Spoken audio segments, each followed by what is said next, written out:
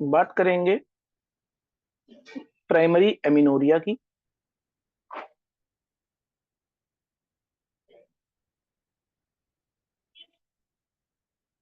ये जो primary amenorrhoea होता है, इसको मैं ऑलरेडी पढ़ा चुका हूँ ऑप्स में, तो गायनी में। गायनिकोलॉजी के सेक्शन में आप जाएंगे तो वहां आपको मिलेगा, आप उसको रिवाइज कर सकते हो। और मैंने डेफिनेशन बताई थी कि इसको दो तरह से डिफाइन किया गया। पहला, कट ऑफ डेट मानी गई 13 ईयर्स, और दूसरी कट ऑफ डेट मानी गई 15 ईयर्स। ठीक है, तो अलग अलग गायनिकोलॉजिस्ट की ओपिनियन है। एक गायनिकोलॉजिस्ट कहती है कि जो फीमेल है, 13 ईयर ऑफ एज हो गई है, उसकी सेकेंडरी सेक्सुअल कैरेक्टर तो प्रेजेंट है, बट जो मेंसेस हैं वो एब्सेंट है। एक दूसरी गायनेकोलॉजिकल एसोसिएशन कहती है कि नहीं, ऐसा नहीं है, हम 2 साल और वेट करेंगे और हम ऐसा मानेंगे कि जो फीमेल है 15 ईयर्स ऑफ एज की हो गई, उसके सेकेंडरी सेक्सुअल कैरेक्टर तो ओके हैं, ब्रेस्ट का डेवलपमेंट भी है, प्यूबिक हेयर भी प्रेजेंट है, everything is okay, but still वो मेंसेस नहीं स्टार्ट कर पा रही है। तो दो ओपिनियन है, ठीक, 13 ईयर या 15 ईयर। अब इन दोनों में एक और डेफिनेशन आ जाती है बीच में। मान के चलिए जो फीमेल है, पुबर्टी के सारे सिम्टम्स उसमें प्रेजेंट है, पुबर्टी प्रेजेंट ऑल, ठीक है। जैसे कि ब्रेस्ट डेवलपमेंट हो चुका है, वॉइस जो थी वो थिन वॉइस है लड़की वाली, फिगर लड़की वाला हो गया, प्यूबिक हेयर प्रेजेंट है, अल्ट्रासाउंड में सब कुछ सही है, तो पुबर्टी उसकी आ चुकी है। अल्ट्रासाउंड को भी बाहर निकाल देते हैं, ठीक है, 1 मिनट के लिए। अभी हम पुबर्टी पे बात करते हैं। तो दो ओपिनियन, 13 ईयर 15 ईयर, और थर्ड जो ओपिनियन है वो ये कि सारी की सारी निशानियां मौजूद हैं पुबर्टी वाली फीमेल में, और जो पीरियड है उसको 3 साल हो चुके हैं, नहीं आ रहे हैं। यानी अगर फीमेल को 11 ईयर पे पुबर्टी अचीव हो गई, प्लस 3 साल और जोड़ दो, तो ये तीसरी वाली ओपिनियन कहती है कि अगर फीमेल के पुबर्टी आने के बाद, पुबर्टी के सिम्टम्स आने के बाद 3 ईयर तक कोई पेंसेस उसको नहीं आते हैं, पीरियड नहीं आता है, ठीक, तो हम बोलेंगे इसको प्राइमरी एमिनोरिया है। क्लियर? ये तो एक डेफिनेशन थी जो मैंने आपको बता दी टॉपिक के स्टार्टिंग में। हमारा जो कंसर्न है वो उसका ट्रीटमेंट है, तो हम ट्रीटमेंट पे ही डायरेक्टली फोकस करेंगे। ट्रीटमेंट करने से पहले हमें ये पता होना चाहिए कि हम जिस पेशेंट का ट्रीटमेंट कर रहे हैं उस पेशेंट की सर्जरी वाली सिचुएशन तो नहीं है। सर्जरी को शॉर्ट में SX लिखते हैं, ठीक है।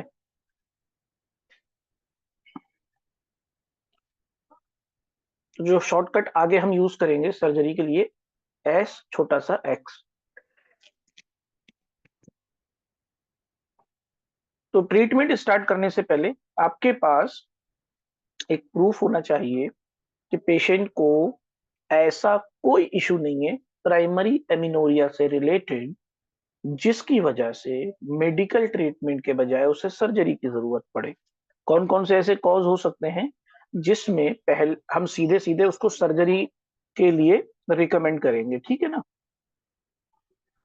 कॉजेज, तो कॉजेज में एक केस पहला हो सकता है कि जो पेशेंट है उसकी जो हाइमन है वो इम्परफोरेटेड है,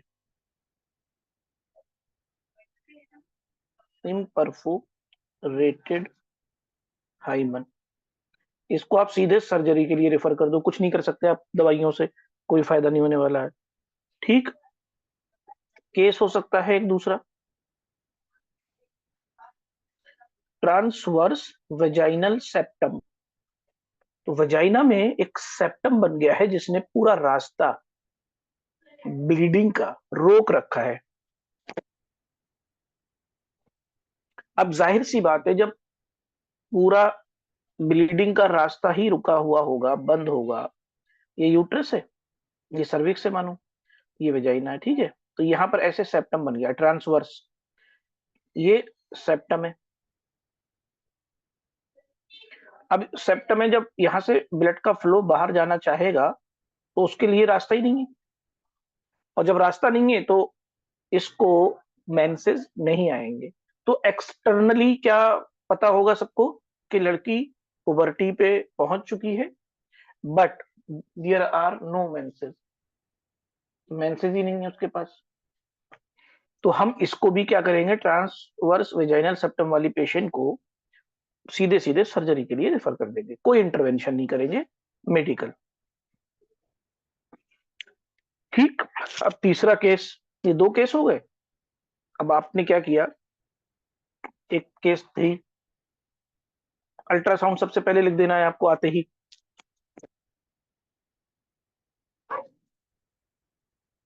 आते ही सबसे पहला काम यही करना है कि अल्ट्रासाउंड लिखना है, बाकी जो जांचें हैं वो बात की बात है। पहले हम अंदर के कॉज तो रूल आउट कर दें। पता लगा सर्जरी वाला इश्यूज है, मेडिकल ट्रीटमेंट दिए पड़े, और 2-3 महीने बाद आपके पास आके कहती है कि डॉक्टर साहब आपने तो जो दवाइयां दी थी उससे कोई फायदा ही नहीं हो रहा है, कोई भी पीरियड मेरा अभी तक नहीं आया। ठीक। थर्ड केस क्या हो सकता है, एब्सेंट यूट्रस। एब्सेंट यूट्रस, और जो एब्सेंट यूट्रस का केस है, मेडिकल मैनेजमेंट किसी काम का नहीं, सर्जिकल मैनेजमेंट भी किसी काम का नहीं। यार यूट्रस ही नहीं है तो शेड ऑफ क्या होगा, आप बताओ। जिसका यूट्रस नहीं है तो क्या किसी दूसरी फीमेल को पकड़ के निकाल के उसका लगा दोगे क्या, ऐसा करोगे क्या भाई। ट्रांसवर्स वेजाइनल सेप्टम था ऐसे, तो यहां पर एक सेप्टम ऐसे बन गया था, आपने सर्जरी से इसको रिमूव कर दिया, रास्ता खुल गया, ये ब्लड बाहर आने लगा। लेकिन यहां तो यूट्रस ही नहीं है ना, एब्सेंट। जब है ही नहीं तो बात खत्म हो गई, ना रहा बांस ना बजेगी बांसुरी, ना यूट्रस होगा ना पीरियड आएगा। तो इसका तो कोई भी ट्रीटमेंट नहीं है, ना मेडिकल ट्रीटमेंट है ना सर्जिकल ट्रीटमेंट है। ये तीसरा केस आपके सामने आएगा। ठीक। अब एक स्पेशल बात है यहां पर जो आपको समझनी है।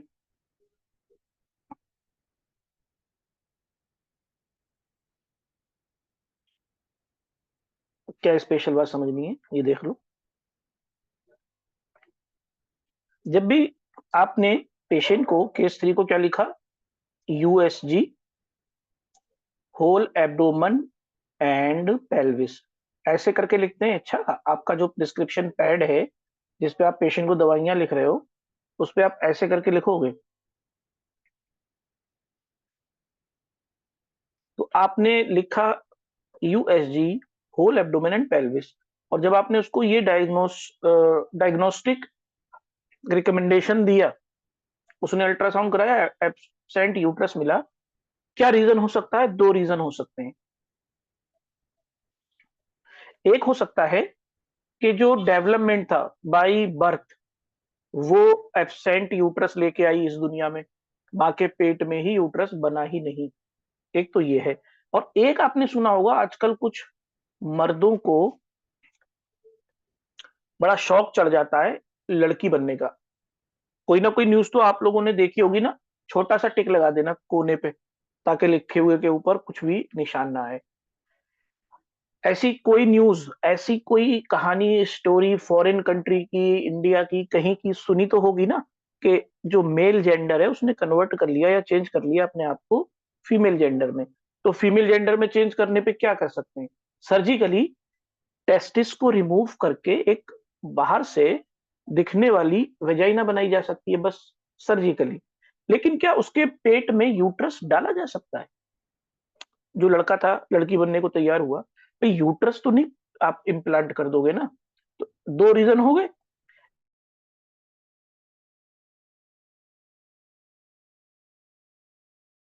एक का जिसको बोलते हैं testicular feminization, anyone who is male want to be converted into female.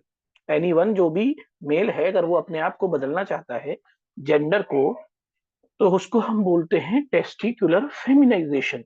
तो ये जो पेशेंट होगा जिसके पेट में यूट्रस नहीं है, जिसको आपने अल्ट्रासाउंड दिखा था, या तो वो टेस्टिकुलर फेमिनाइजेशन का पेशेंट है, या फिर एक एम्ब्रियोनिक डेवलपमेंट की प्रॉब्लम होती है, मुलेरियन अजेनेसिस। मुलेरियन अजेनेसिस को समझने के लिए आपको याद होगा कि जो मैन होता है और जो वुमेन होती है, उन दोनों में जो डक्ट बनती हैं एम्ब्रियोनिक पीरियड में अलग अलग बनती हैं। और इसकी एक मैंने ट्रिक बताई थी याद रखने के लिए कि एक डक्ट होती है मुलेरियन डक्ट और दूसरी डक्ट का नाम होता है वोल्फियन डक्ट। तो मुलेरियन डक्ट और वोल्फियन डक्ट मैन और वुमेन में किस में पाई जाती है? तो आप क्या करोगे, उल्टा कर दोगे इसको। जो मैन होगा, जो एम होगा मैन, उसमें डब्लू पाई जाती है और जो डब्लू होगा उसमें एम पाई जाती है। याद रखने का बहुत अच्छा तरीका है। मतलब ये हुआ कि मेल में वोल्फियन डक्ट प्रेजेंट होती है और वुमेन में मुलेरियन डक्ट प्रेजेंट होती है और यही मुलेरियन डक्ट आगे चल के यूट्रस बना देती है फीमेल में। ठीक, तो अब इसमें क्या हुआ था इस केस में? इसमें यह हुआ कि यूट्रस है ही नहीं। इसका मतलब यूट्रस नहीं है तो वोल्फियन डक्ट का जन्म ही नहीं हुआ। ओ सॉरी, मुलेरियन डक्ट का।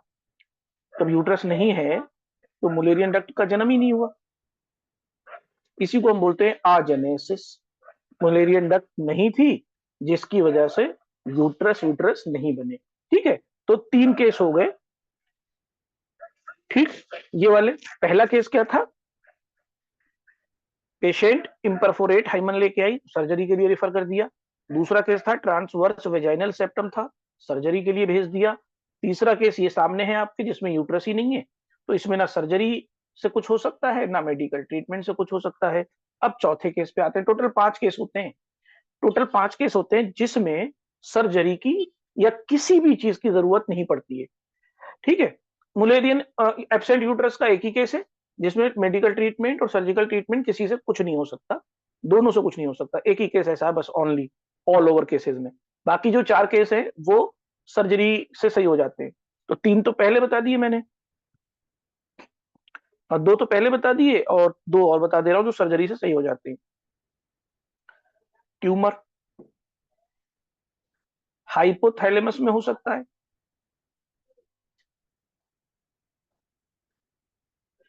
या फिर प्यूटूटरी में हो सकता है। तो अगर किसी पेशेंट को ट्यूमर है, हाइपोथैलेमिक ट्यूमर या पिट्यूटरी ट्यूमर, तो इसमें आप उसको सर्जरी के लिए भी रिकमेंड कर सकते हो और रेडियोथेरेपी के लिए भी रिकमेंड कर सकते हो। तो ये रेडियोथेरेपी से जब सही हो जाएंगी दोनों चीजें, ट्यूमर आपने सही करवा दिया, हाइपोथैलेमस भी सही हो गया, ओके हो गया, पिट्यूटरी भी आपकी ओके हो गई। तो ऐसे पेशेंट को जिसमें ये ट्यूमर है, जब तक ये ट्यूमर नहीं आप हटाओगे तब तक उसको मेंसेस नहीं आएंगे। इसलिए ऐसी फीमेल को आप रिकमेंड कर दो कि जाओ भाई सर्जरी करा लो या रेडियोथेरेपी करा लो। तो ट्यूमर की जैसी स्टेजिंग होगी, जैसी एडवांस स्टेज है तो फिर रेडियोथेरेपी पे आना पड़ेगा। अर्ली स्टेजिंग में सर्जरी से ट्यूमर निकाला जा सकता है। चौथा केस हो गया। पांचवा केस अब, तो ये टोटल 5 केसेस है जिसमें या तो सर्जरी या कुछ नहीं। एड्रीनल ट्यूमर,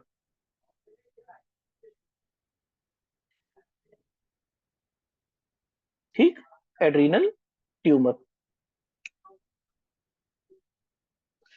एड्रीनल ट्यूमर का भी वही सेम, सर्जरी करवा दो।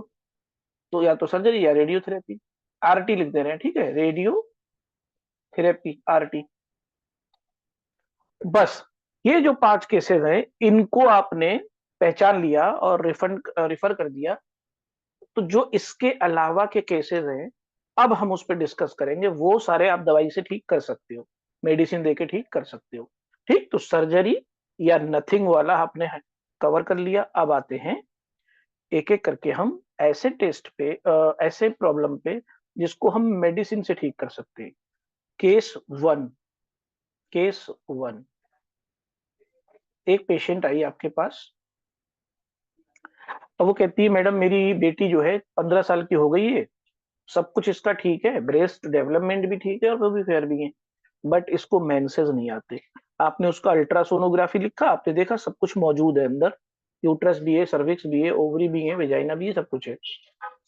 तब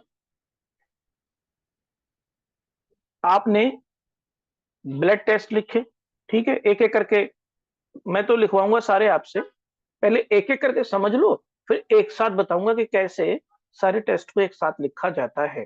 पहले केस वाइज स्टडी करेंगे, फिर एक साथ उसको हम समराइज कर लेंगे। प्रोलैक्टिन हार्मोन का नाम सबने सुना होगा। प्रोलैक्टिन अगर ज्यादा हो जाए ब्लड में तो हम कौन सा सफिक्स यूज करते हैं? इसके आगे ईमिया लगा दो, AEMIA। जहां भी ये स्पेलिंग लगी होगी आगे, सफिक्स बोलते हैं इसको। जो अल्फाबेट आगे जोड़े जाते हैं उन्हें हम सफिक्स कहते हैं, और जो अल्फाबेट पहले जोड़े जाते हैं उन्हें हम प्रीफिक्स कहते हैं।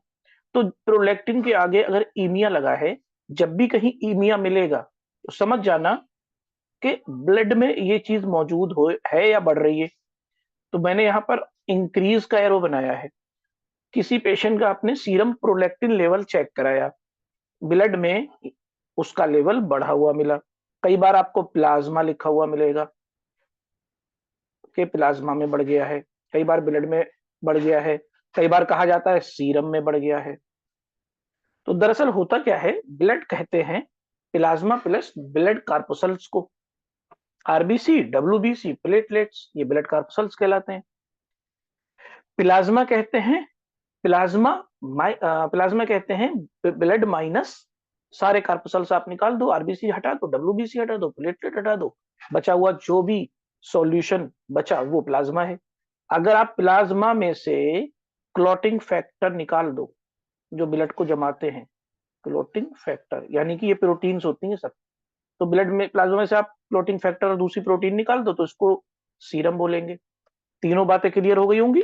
ब्लड तो आप जानते ही हैं, ब्लड से अगर कार्पोसल्स निकाल दिया तो प्लाज्मा, प्लाज्मा से क्लॉटिंग फैक्टर और कुछ प्रोटीन निकाल दी तो फिर सीरम। तो कहीं पर भी आप अगर ऐसी कंडीशन देखते हो जिसमें प्रोलैक्टिन लेवल बढ़ा हुआ है, ये जो प्रोलैक्टिन लेवल बढ़ा हुआ दिख रहा है आपको, जब आपके पास रिपोर्ट आ जाए तब आपको पेशेंट से कुछ सवाल पूछने हैं। ठीक है, क्या सवाल पूछने में मैं बता रहा हूं। प्रोलैक्टिन लेवल बढ़ा हुआ दिखने के बाद आप मरीज से पूछना, कहना यार एक बात बताओ, ऐसा तो नहीं है आपको निप्पल डिस्चार्ज होता हो?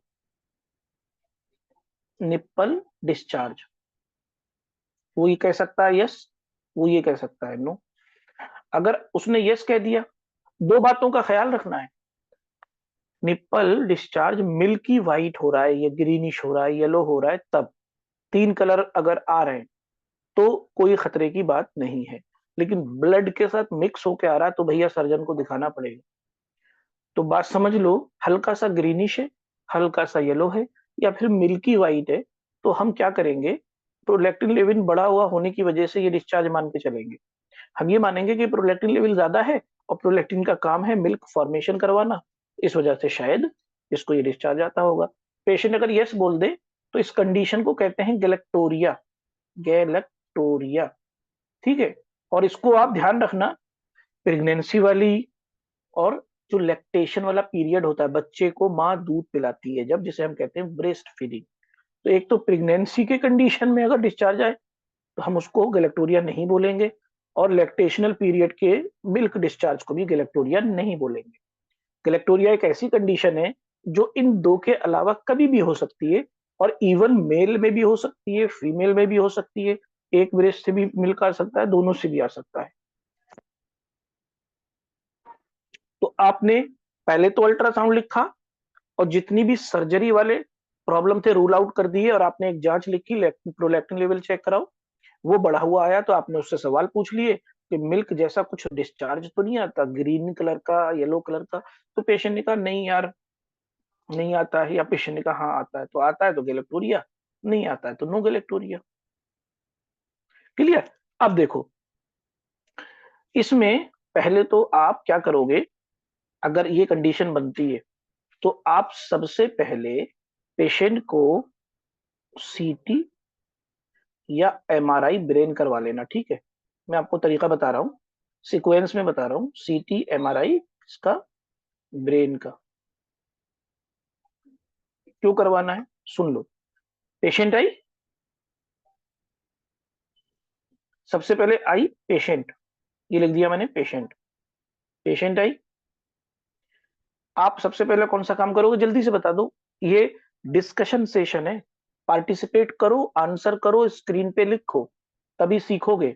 वेरी गुड, अस्मा ने लिखा, सही लिखा। पहले हम पेशेंट को सीधे सीधे अल्ट्रासोनोग्राफी लिख देंगे, उसकी सारी बातें सुनेंगे, अल्ट्रासोनोग्राफी लिख देंगे। पेशेंट, अल्ट्रासोनोग्राफी कराई आपने, सब कुछ नॉर्मल है, एवरीथिंग इनसाइड इज नॉर्मल। तो नेक्स्ट पहली इन्वेस्टिगेशन होगी serum PRL, prolactin level. Prolactin level आया, ठीक। अगर पेशेंट कहती है डिस्चार्ज हो रहा है तब भी, और कहती है नहीं हो रहा है तब भी, सीटी या MRI ब्रेन करा लीजिए। क्यों कराएंगे वो बता दे रहा हूँ। सीटी MRI ब्रेन इसलिए कराते हैं, पिट्यूटरी ट्यूमर तो नहीं है नहीं, ठीक है। तो ये सीटी MRI हम ट्यूमर को एक्सक्लूड करेंगे। क्यों करेंगे, कोई बताएगा। अभी हमने 5 केस पढ़े कि सर्जरी के लिए भेजना पड़ेगा। अगर हाइपोथैलेमस में ट्यूमर है या पिट्यूटरी में ट्यूमर है तो दवा से ठीक कर लोगे, अभी मैंने बताया है, सबसे पहले तो मैंने वही बताया है। मेडिसिन से ठीक नहीं हो पाएगा। तो जब भी प्रोलैक्टिन लेवल बढ़ा हुआ है तो एक बार सीटी MRI लिख देना, ठीक। पेशेंट जिद करे नहीं कराऊंगा तो एक अलग बात। अब आप समझ लो, अब ट्रीटमेंट समझ लो केस 1 का। अगर सीटी MRI नॉर्मल है इसका मतलब कोई ट्यूमर नहीं है, ये सीरम में जो लेवल बढ़ा है ये एबनॉर्मली बढ़ गया है किसी मेल फंक्शन की वजह से, और इसको हम मेडिसिन से ठीक कर देंगे। तो कौन सी मेडिसिन देंगे,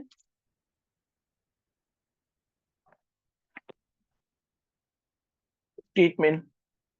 दो मेडिसिन आप याद कर लो, दो मेडिसिन याद कर लो। पहली ब्रोमोक्रिप्टीन।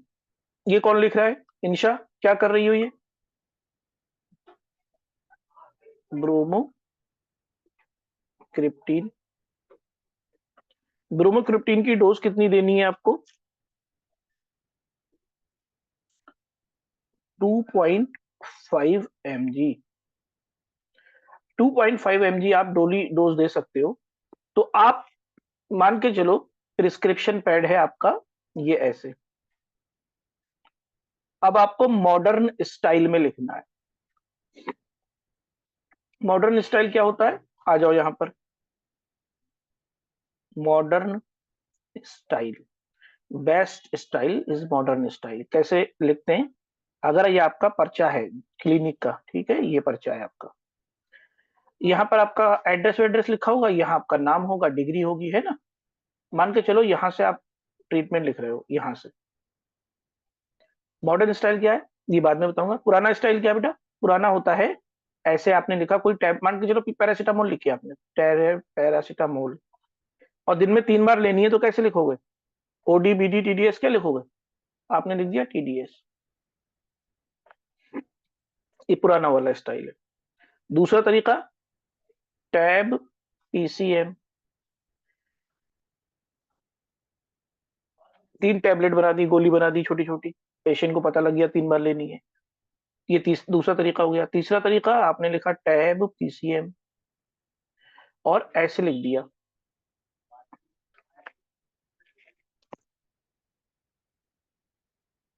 ऐसे लिख दिया। ये तीसरा तरीका हो गया।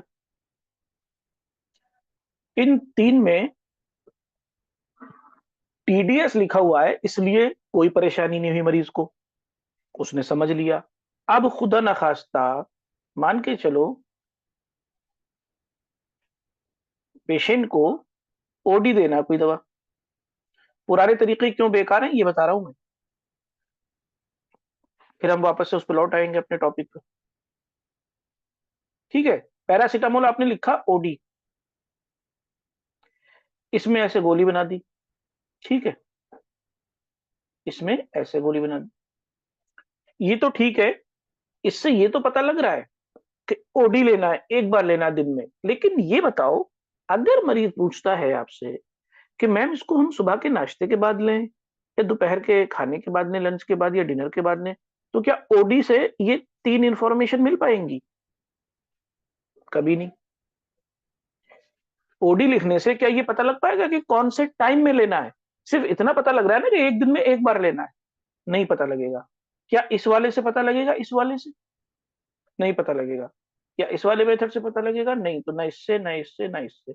अब आता है मॉडर्न स्टाइल, जो सबसे बढ़िया वाले डॉक्टर यूज करते हैं, शानदार मेथड। कौन सा होता है शानदार मेथड? तो अब मैं आपको बता देता हूँ। ये आपका पर्चा है,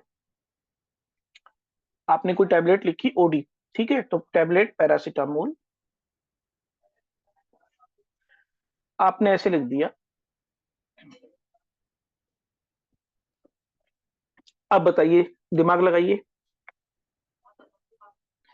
कब लेनी है? ऐसे ही पता लग जाएगा देख के, कब लेनी है। ये है आफ्टर, वेरी गुड, लंच के बाद, है ना। कुछ दवाइयां होती हैं खाली पेट, बाकी सब खाने के बाद होती हैं। तो पेशेंट को पहले ही बोल दो, भैया सारी दवाइयां खाना खाने के बाद की हैं, कोई खाली पेट मत खाना।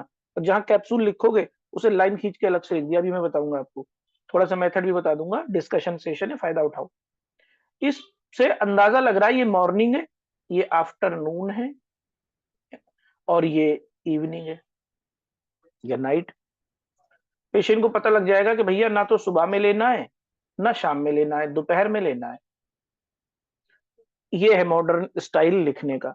ये है तरीका खाने वाली दवा के लिए, खाने वाली या पीने वाली दवा। बाय द वे, आपको कोई क्रीम लिखना पड़े, क्रीम कैसे लिखोगे? तो आजकल एक मिस यूज हो रहा है बेटनोवेट की क्रीम का। मान के चलो आपने बेटनोवेट क्रीम लिखी किसी को, तो क्रीम तो क्या खाई जाती है? क्रीम जो आप ऐसे एक बना दोगे कि एक बार खाना, क्रीम खाई जाती है? नहीं ना। तो क्या करेंगे हम? अब हम यूज करेंगे मॉडर्न स्टाइल। अगर आपको क्रीम सुबह और शाम लगवाना है, ठीक है,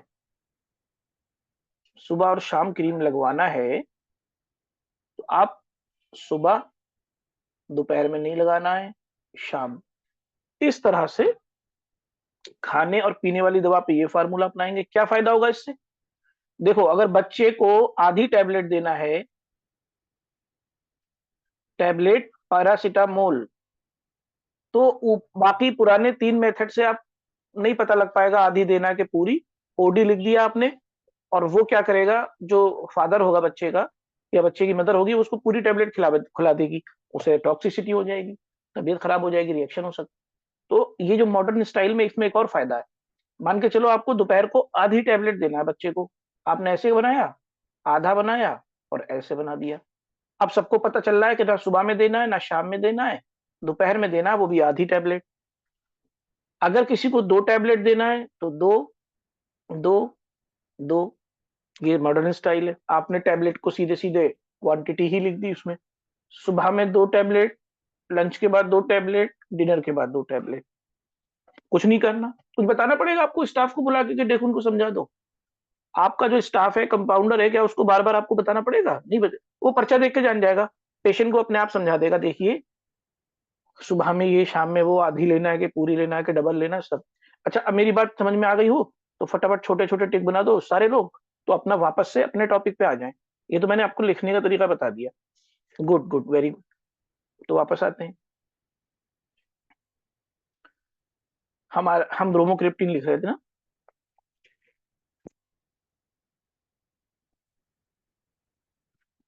तो अब बताओ आप, मैंने लिखा ब्रोमोक्रिप्टिन 2.5 mg, और 2.5 mg जो देना है,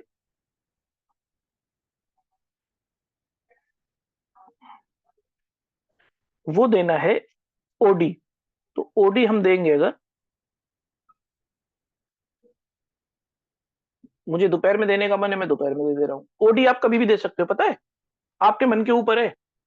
पेशेंट से आपने पूछा भाई क्या काम करते हो, उसने कहा यार मैं जॉब करता हूँ। कहाँ पर? ऑफिस में। तो बेचारा दोपहर में थोड़ी खा पाएगा वहां पर, तो आप उसको सुबह में या शाम में एक टाइम फिक्स कर दो कि भाई सुबह का नाश्ता करके टैबलेट खा लेना, फिर चले जाना काम पे, या रात को डिनर करना, टैबलेट खाना, टहलना, फिर सो जाना। क्यों टहलने की बात बोली मैंने? ऑन स्पॉट टैबलेट खा के सोना नहीं चाहिए, एक्सेप्ट दोज ड्रग जो सोने ही के लिए दी जाती हैं। तो मैं ऐसे लिखूंगा इसको, आप ऐसे भी लिख सकते हो, ओडी आप देना है इसको, तो सुबह में दे दी नाश्ते के बाद, उसके बाद दिन भर नहीं लेना उसे टैबलेट, या उसे ना तो सुबह में दो, ना रात को दो, और ना दोपहर में दो, और डिनर के टाइम दे दो। तो ये है ओडी ही। 3 इसके रूप है, 3 पैटर्न है, आप जैसे चाहो वैसे दे सकते हो। क्लियर?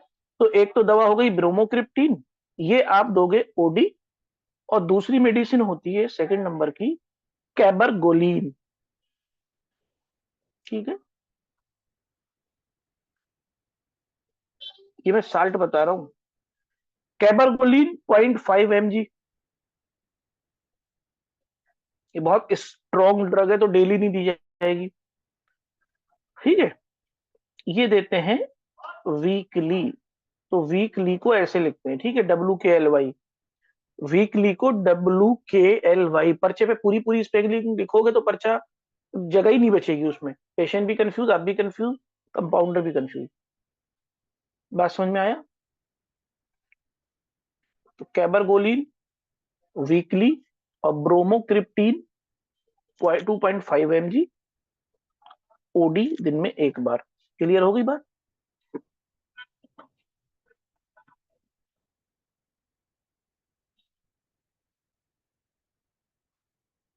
नोट कर लिया? आगे बढ़े।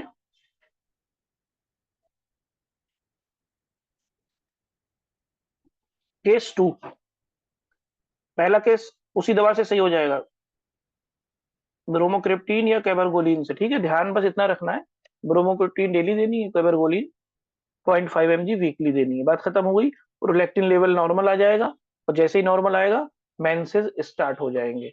तो इसलिए केस 1 आप रिजॉल्व कर दोगे, दो ही टैबलेट से कोई एक देना, ठीक है, दोनों मत दे देना, टॉक्सिसिटी हो जाएगी पेशेंट को। दूसरे केस पे आ जाओ। सेकंड केस में क्या है? हाइपोथायरॉइडिज्म। आपने, डॉक्टर असमा ने पूछा सर कैबरगोलिन कितने दिन तक देंगे हम, जब तक कि उसको मेंसेस ना आ जाए। मेंसेस लाने ही के लिए तो कोशिश कर रहे हो ना, सिंपल सी बात है। वो सारे प्रैक्टिस में एक फॉर्मूला अप्लाई कर लो, ऑल प्रैक्टिस में हर वो चीज जिसके लिए पेशेंट आई है, जब तक उसे वो चीज मिल ना जाए तब तक आप दवा चला सकते हो। अब ये एक अलग बहस है कि उसके साइड इफेक्ट क्या होंगे, उसके कॉन्ट्रा इंडिकेशन क्या होंगे, इंडिकेशन क्या होंगे, वो फार्मा की बात है। यहाँ मैं आपको प्रैक्टिस बता रहा हूँ कि कौन सी मेडिसिन देनी है। फार्मा में हम ये पढ़ते हैं कौन सी देनी है और कौन सी नहीं देनी है, तो फार्मा में हम दोनों चीजें पढ़ते हैं। ठीक है, कौन सी देने से क्या नुकसान होगा, कौन सी दवा किसी दूसरी दवा के साथ नहीं देनी है, इसको बोलते हैं ड्रग इंटरेक्शन। ठीक है, तो बहुत सी ऐसी दवाई होती है जो दोनों एक साथ नहीं दे सकते, नहीं तो ड्रग इंटरेक्शन हो जाएगा। तो कौन सी देनी है, कौन सी नहीं देनी है, क्या नुकसान होगा, कौन सी दवा किस दवा के साथ मिलके क्या गुल खिलाएगी, ये सब चारों आइटम हम फार्मा में पढ़ते हैं। यहाँ सिर्फ हम ट्रीटमेंट पढ़ रहे हैं किसी पार्टिकुलर बीमारी का, जिसमें केस वाइज हम स्टडी कर रहे हैं। दूसरा केस क्या है कि आपने पेशेंट का TSH लेवल चेक कराया और ये बहुत बढ़ा हुआ मिला, और जब ये लेवल बढ़ा हुआ होता है तो हम इस कंडीशन को क्या बोलते हैं? हाइपोथायरॉइडिज्म। तो हम इसको हाइपोथायरॉइडिज्म कहते हैं। क्लियर? इसमें कुछ नहीं करना है आपको, बहुत ही जानी पहचानी नाम आपको पहले से पता होगा, ट्रीटमेंट भी वही है, सिंपल सा, TSH लेवल लो करना है, आपको टैबलेट देनी है थायरोनॉर्म। थायरोनॉर्म, इसमें थायरोक्सिन रिलीज होता है इस टैबलेट से। ठीक है, थायरोनॉर्म के बहुत सारे टैबलेट आते हैं, 25 की, 50 की, और 100 की। आप लोग लिखो अगर इसको लेने का तरीका, OD, BD, TDS कैसे लेते हैं, तो मुझे बड़ी खुशी होगी कि मेरा जो मॉडर्न स्टाइल वाला तरीका है वो आपको समझ में आ गया। कोई लिख के दिखाएगा?